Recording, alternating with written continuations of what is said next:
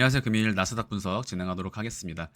네, 오늘 영상에서는 나스닥 선물, 나스닥 종합, TMF, 국채 금리에 대해서 설명을 드릴 텐데, 나스닥에 대한 전체적인 부분은 직전 영상을 참고해 주시기 바랍니다. 현재 나스닥은 오늘 오전 11시를 기점으로 잠깐 반등이 진행이 되고 있는 구간인데요. 자, 이러한 부분에 대해서 금일 오전에 일단 반등판은 나갈 수 있다. 기술적 반등은 나갈 수 있는 구간임을 말씀을 드리면서 반등에 대해서 말씀을 드리고, 현재 위치에서 반등의 형태가 지금 그대로 진행이 중인 것으로 보인다. 자, 그런데 이 부분에 대해서 제가 파동의 크기를 이해해야 된다라고 말씀을 드렸는데요. 간단하게 설명드리면 첫 번째로 제가 이 자리 A라고 말씀을 드렸었고, B라고 말씀을 드렸고요. 그 다음 C로 떨어질 것이다 라고 말씀을 드렸는데, 이 부분에 대해서는 전체가 W, X, Y, X파가 동일한 크기의 형태로서 반등파 ABC를 똑같이 반복하는 형태로 반등을 만들고, 다시 한번 Z파 하락으로 떨어질 수 있다라는 부분에 대해서 금일 오전에 설명을 드렸고요. 자, 이제부터 여기서 관건은 오늘 오전 기점으로는 공통적인 상승은 나갈 수 있는 구간이다 라고 말씀드렸던 멤버십 영상에서 유효했다 라고 볼 수 있는 구간인데, 제가 이러한 형태에 대한 중파동의 경우의 수 전체를 5파동으로 내린다, 복합 조정 트리플 트레이 형태로 내린다라고 할 때 이러한 반등이 22일부터 대략적으로 일주일 동안 펼쳐질 수 있다. 그러나 현재 위치에서 일단은 3파동으로 보이기 때문에 이 자리가 총 5파동의 형태로 떨어지는 모습이 나온다면 Y파는 현재 위치가 아니라 27일경까지 이어질 수 있습니다. 그래서 제가 말씀드렸던 부분은 기술적 반등은 나갈 수 있지만 재차 하락하는 부분에 대해서 염두에 두셔야 한다 라고 말씀을 드렸고, 중파동 카운팅 경우의 수 역시 WXY에 대한 가능성, WXY, XZ 패턴과 크게 1, 2, 3, 4, 5로 내리는 패턴 모두 염두에 두어야 하는 구간이다. 자, 그래서 현재 위치가 곧바로 반등을 마무리 짓고 저점을 갱신하러 갈 수 있는 구간이기 때문에 어제 제가 말씀드렸던 내용과 같이 오늘 당장 반등이 조금 나온다라고 해서 중장기 추세에 대해서 특정 짓거나 결정할 수 있는 그런 구간은 아닙니다. 네, 그래서 현재 위치로부터 곧바로 쏟을 수 있는 가능성 역시 열려있기 때문에 해외 선물 매매를 진행하시는 분들은 현재 구간에서는 단기적으로 관망하시는 형태가 권장이 되고요. 다음으로 이러한 반등 이후 재차 하락하는 패턴이 아마도 이해가 조금 어려우신 분들이 계실 겁니다. 자, 이 부분에 대해서요, 제가 이해를 돕기 위해 TMF 차트를 이제 가져왔는데요. 지속적으로 TMF, 미국채 금리의 상승을 말씀을 드리면서 채권 가격은 떨어질 것이다. 네, 그래서 지난번 TMF 영상들을 통해서 저점을 갱신하는 형태로 추가적인 하락 파동이 진행이 될 거라고 말씀을 드렸었는데요. 과거에 제가 이 자리에서도 하락을 말씀드리고 이 자리에서도 하락을 말씀을 드렸었습니다. 그런데 당시에 제가 하락을 말씀드리고 나서 이 위치였던 것 같은데요.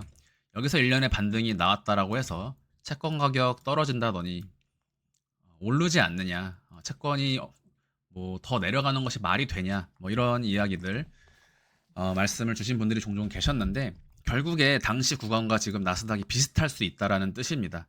내려갈 때에도 항상 기술적 반등은 나타나게 된다.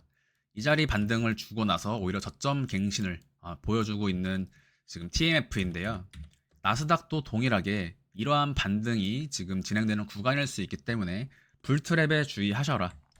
제가 나스닥 종합 차트 상으로 카운팅에 대해서 말씀을 드릴 때 전체를 ABC 1, 2, 3, 4, 5의 패턴에 대해서 말씀을 드리면서 조정에 대한 진행이 크게 진행될 경우에 10월 10일까지 이어질 수 있으므로 당분간은 보수적인 스탠스를 취해야 한다 라고 말씀을 드렸었는데, 이러한 기간적인 부분이 여전히 일주일 이상 남아 있습니다.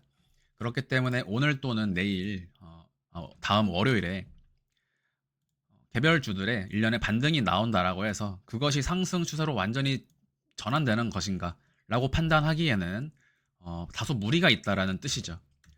자, 이러한 형태에서 제가 규칙 지점에 대해서 말씀드릴 때 이 자리가 임펄스 하락이라면, 임펄스 하락으로 떨어지는 구간이라면 1파와 4파는 중첩되지 않을 것이다. 그렇다라는 뜻은 나스닥 선물 2시간 차트상으로 바로 이러한 위치를 상방 돌파하지 않는 이상은 모든 반등은 불트랩일 가능성이 있다라는 점, 이 부분을 유의 깊게 우리가 숙지를 해야 될 것으로 보고 있는 구간이고요. 조금 더 멀리 단기적인, 중장기적인 관점에서 바라보면 제가 지금 전개하는 이러한 ABC 이러한 부분들에 대해서는 이것 전체가 이제 소파동이 됩니다. 지금 크게 제가 중파동에 대해서는 A, B, C로 1, 2, 3, 4, 5도 가능하지만 3파의 길이라고 보기엔 좀 짧다라고 보여지거든요. 1, 2, 3, 4, 5의 형태로 전체 1, 2, 3을 만들 수 있다라는 점, 이 부분을 확인하기 위해서는 25일이 지나가야 하고요.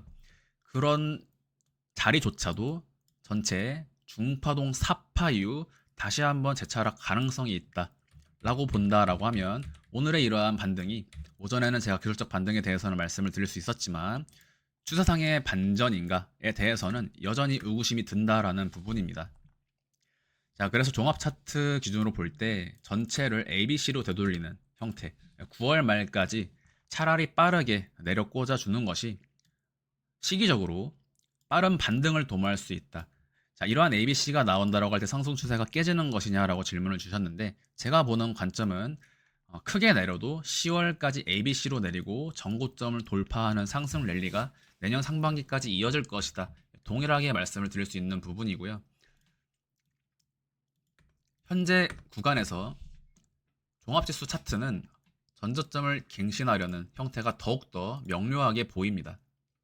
자, 여기서 상승을 주는 것 자체가 오히려 더욱더 지저분한 형태가 될 것이므로 저는 오히려 상승을 기대하지 않고 크게 한번 쏟아주는 형태가 나와주길 좀 바라고 있습니다. 그래야만 근거가 있는 형태로 이 자리에서 매수를 자신 있게 들어갈 텐데, 지금 위치는 참으로 모호하다라고 말씀드릴 수밖에 없는 그러한 위치가 되겠고요. 테슬라 보도록 하겠습니다. 테슬라 2시간 차트 상으로 A와 B 그리고 C에 대한 비율을 볼 때 C가 현재 위치에서 곧바로 끝났다라고 보는 것이 합리적인가? 그렇지 않죠. 조금 더 남아 있다라고 보는 것이 마땅하다라고 볼 수가 있겠습니다. 자, 관건은 C는 언제나 플랫 조정도 가능하고 긴 C 하락을 주는 경우도 가능하고, 제가 항상 C에서는 규칙이 없다, 규칙을 잡을 수 있는 위치가 전저점밖에 없다라고 말씀을 드려오고 있는데요. 그렇기 때문에 이럴 때에는 캔들이 조금 더 진행되는 형태를 확인하고, 두 번째로는 기간을 상정한다.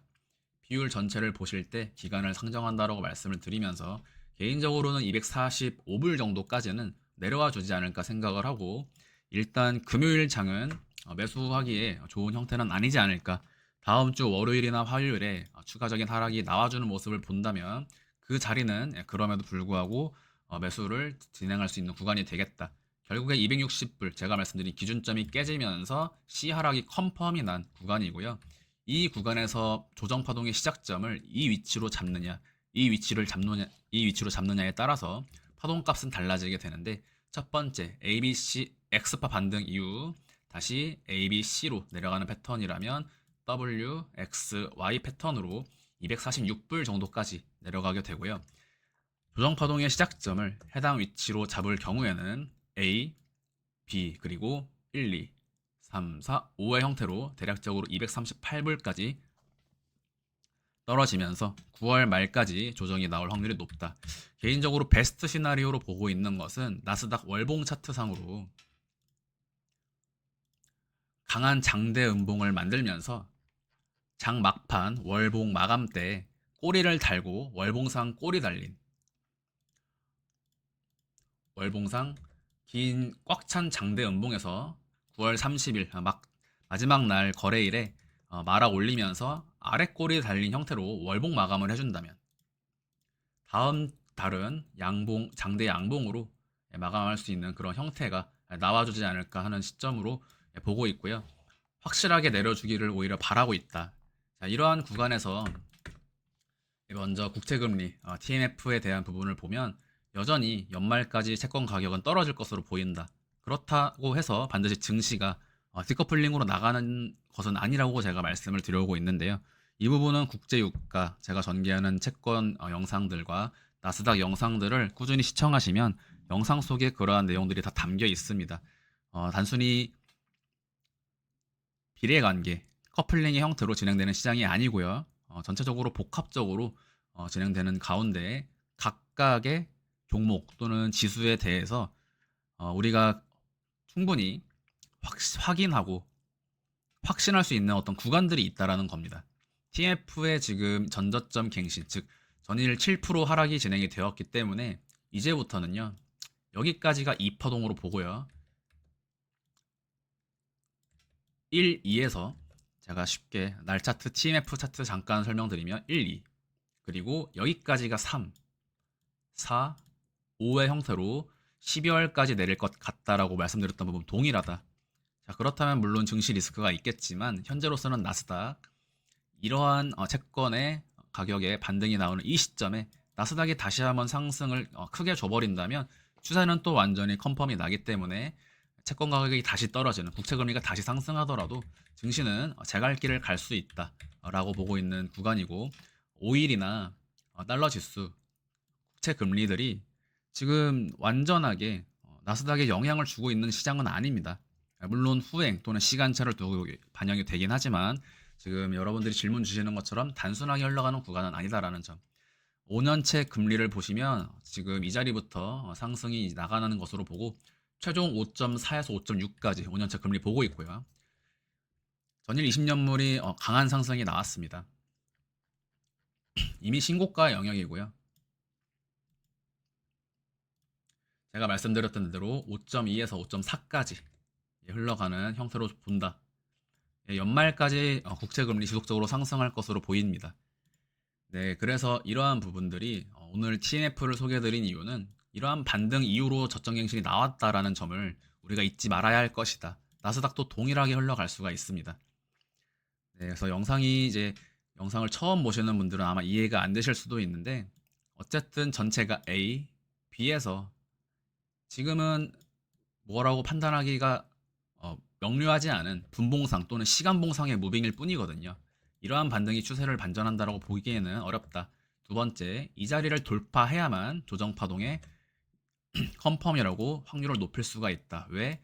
1, 2, 3, 4, 5에 따른 1, 4파 중첩이 걸리기 때문에 이 자리가 상방 돌파되게 될 경우에는 1, 4파 중첩으로 인한 조정파동의 종결을 볼 수 있다라는 점.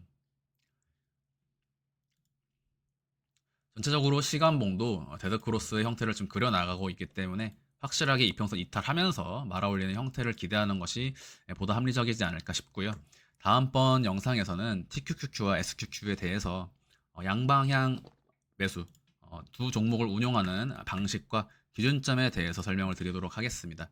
네, 오늘 영상 여기서 마무리하도록 하겠습니다. 감사합니다.